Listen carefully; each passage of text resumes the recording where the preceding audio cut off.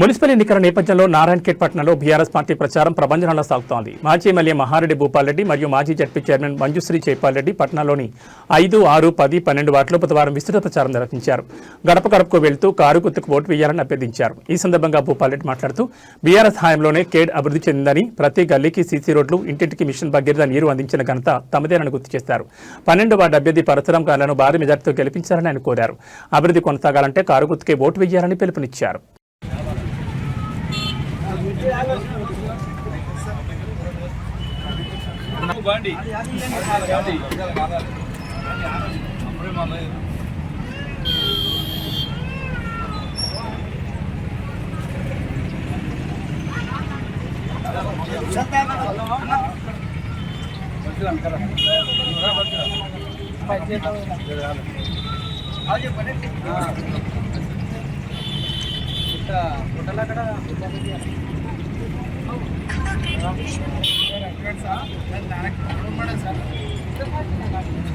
పోతే కూడా నీళ్ళు ఆనందం ఉన్నాయి.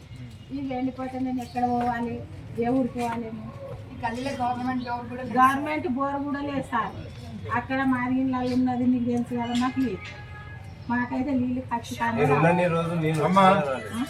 ఇంతకుముందు మన మున్సిపల్ చైర్మన్ ఉండే నజీబ్ ఉండే, నేను ఎమ్మెల్యే ఉంటే ఇక్కడ సీసీ రోడ్ లేకుండే, మీకు ఇంటికాడ నల్ల లేకుండే, ఇవన్నీ చేపిస్తాం.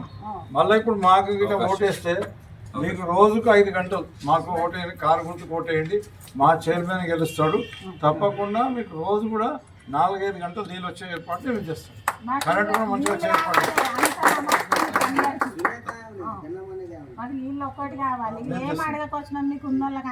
ఇప్పుడు కాంగ్రెస్ వాళ్ళు గెలిచిన తర్వాత నీళ్ళు బంద్ అయినాయి, మేము ఉన్నప్పుడు నీళ్ళు ఇచ్చినాం.